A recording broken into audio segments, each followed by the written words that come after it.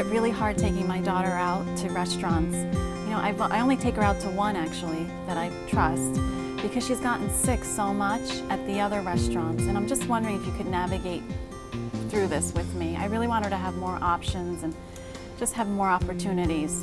Absolutely. So one of the first things you can do is prepare before you even arrive at the restaurant. For example, go online, find out if the restaurant is dedicated to serving gluten-free food. Do they have a gluten-free menu? Do they have gluten-free choices? And then call them at a time that isn't busy and speak to the manager or someone in the know. The chef or the manager is usually best. And ask the questions like, how well can you accommodate the gluten-free diet?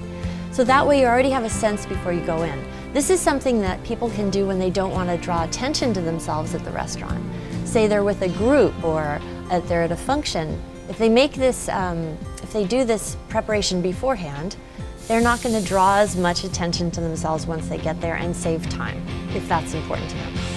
The other thing you can do is once you arrive at the restaurant, and it's best to go at non-busy times when they're not as stressed in the kitchen, is bring something like a dining out card. A dining out card will explain what's safe to eat on the gluten-free diet, what's not safe. Generally, it's rather small and it's laminated and it sends the message, I have a significant issue, please pay attention to this. And then everyone sees that and it comes back to you. You can also examine the menu and speak to your server and say, now that I see my main options, what accommodations can you make for the sorts of things that I can't have? For example, the dedicated fryer, right? When you order French fries at a restaurant, most of the time, almost all the time, they're going to be contaminated because they contain other things, onion rings, everything else goes in there. If it's a dedicated fryer, that's one thing. But if it's not, they can't give that to you. Maybe you could get the mashed potatoes. Maybe you could get roasted potatoes. The one thing we want to do is make sure we have a high quality of life and maintain that. It's just as important to me that my ingredients are gluten-free as the preparation.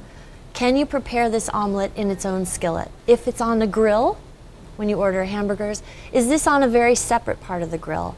Is the grill well cleaned, for example?